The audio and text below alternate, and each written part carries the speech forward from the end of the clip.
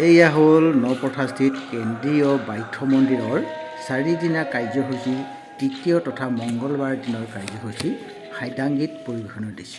তৃতীয় দিনৰ কাৰ্যসূচীৰ আগৰ অৰ্থাৎ দেওবাৰ দিনা কাৰ্যসূচী দেও নমোৱা বা দেৱতা আহ্বান কেনেদৰে কৰে তাক জনাবলৈ বিচাৰিছোঁ। এয়া হ'ল মূল বাক্য মন্দিৰৰ কাৰ্যসূচী। এই মন্দিৰলৈ দেও কেনেদৰে নমায় বা দেৱতা কেনেদৰে আহ্বান কৰে তাক নিজেও চাওঁ আৰু বন্ধুসকলকো দেখুৱাওঁ বুলি ভাবিছিলোঁ। কিন্তু তাত পূজা কৰি থকাৰ সময়ত ভিডিঅ' লোৱা নিষেধ, গতিকে আপোনালোকক তাৰ ভিডিঅ' দেখুৱাব নোৱাৰিলোঁ। এই দূৰত যে দেখা পাইছে, পৰম্পৰা অনুসৰি তাত খান্দা নমোৱা বা বলি কটা দাখন নমায় আৰু সেই দাৰে এটা ৰাঙলী আঁৰাল ধৰা মতা কুকুৰা বলি দি তাৰ মাংসৰে ভাজি তৰকাৰী তৈয়াৰ কৰি বুঢ়া সাগৰৰ জল অৰ্থাৎ সাজ পানী বা মদ অলপ অলপ খাই ৰাইজে তাৰ পৰা মূল মন্দিৰলৈ বুলি আহে। এই বৰ্তমান আহি আছে দেও পৰম্পৰাগতভাৱে য'ত মানে দেও নমায়, খান্দা নমায়, বলি কটা দা নমায়, তাৰ পৰা ৰাইজ আহি আছে। আহি মেলি এতিয়া মূল মন্দিৰলৈ সোমাব আহি আছে। এয়া লাইটৰ পোহৰৰ বাবে ভিডিঅ'বিলাক স্পষ্ট হোৱা নাই। পোহৰৰ ব্যৱস্থাটো কম হ'ল, সেয়ে এনেকুৱা হ'ল। এইটো এটা দীঘলীয়া পৰ্ব। এয়া এইমাত্ৰ লাহে লাহে ৰাইজ মন্দিৰৰ ভিতৰত প্ৰৱেশ কৰিছে। মন্দিৰৰ ভিতৰত প্ৰৱেশ কৰি জমা হৈছে এনেদৰে, আৰু প্ৰতিটো মুহূৰ্ত অলপকৈ ধৰি ৰাখি আপোনালোকক দেখুৱাবলৈ চেষ্টা কৰিম।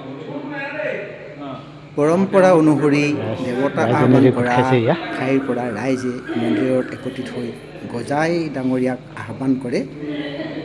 আৰু এয়া দেখা পাইছে গজাই ডাঙৰীয়াক আহ্বান কৰা যা যোগাৰ কৰি থকা।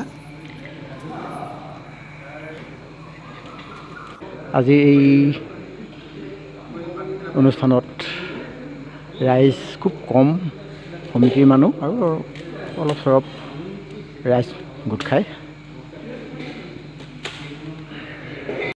দেখা পাইছে এয়া গজাই দেৱতাক আহ্বানৰ অৰ্থে চাকি বন্তি জ্বলাই থকা। এই চাকি বন্তি জ্বলাই আছে এয়া এনেদৰে।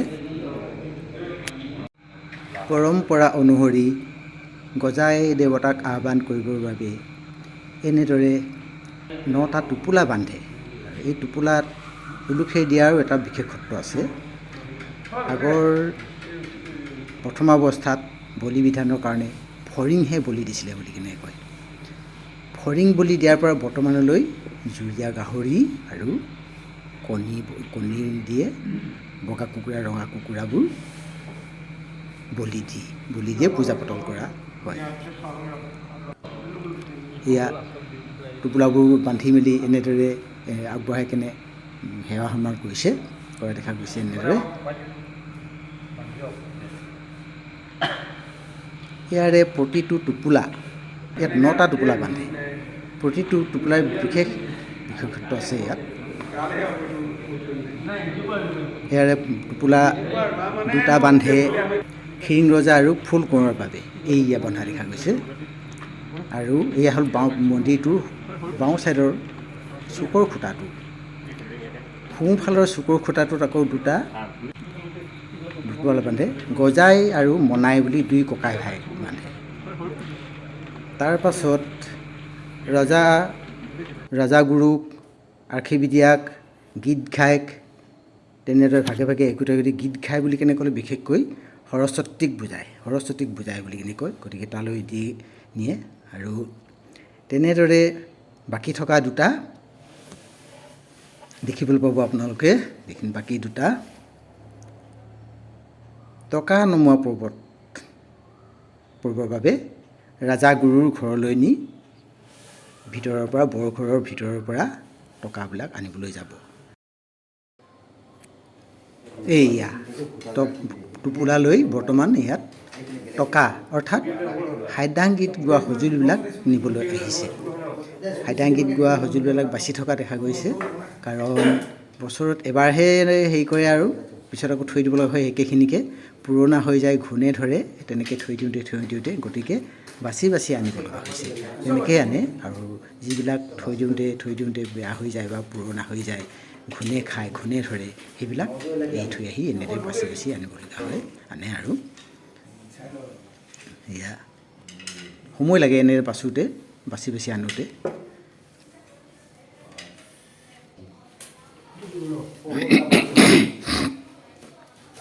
সেইটোৱে এটা আমাৰ দীঘলীয়া পৰম্পৰা ক'বলৈ গ'লে। 4 দিনীয়া কাৰ্যসূচী, এয়া হ'ল 3য় দিনৰ কাৰ্যসূচী। ইয়াৰ পৰা লৈ কেনে পাছত মন্দিৰত থ'ব। মন্দিৰত থৈ পুনৰ ঘৰলৈ, এই ৰাজাগুৰুৰ ঘৰলৈ লৈ আহিব। এয়া দেখা পাইছে আপোনালোকে, এয়া চাওকচোন, এয়া এনেদৰে আগমন কৰি অলপ দেৰিৰ কাৰণে থৈ মানে পাছত দেৱতা আহ্বান কৰা সময়লৈকে। আৰু এইবিলাক যে খৰিবিলাক যে জুই ধৰিবলৈ দেখা পাইছে, এয়া হ'ল গজাই দেৱতাক বা গজাই ডাঙৰীয়াক নমাবৰ বাবে, আহ্বান কৰিবৰ বাবে এটা আঁৰাল ধৰা মতা কুকুৰা জীয়াই পুৰি তাৰ চব্জি ভাজি তৈয়াৰ কৰি বুঢ়া সাগৰৰ জলেৰে অৰ্থাৎ সাজ পানী খাই